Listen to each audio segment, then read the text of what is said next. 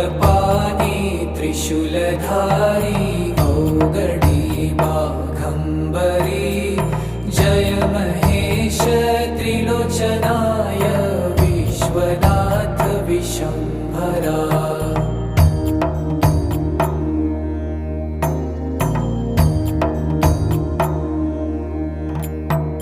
नाथ नागेश्वर हरो हर पाप साप विशापतम्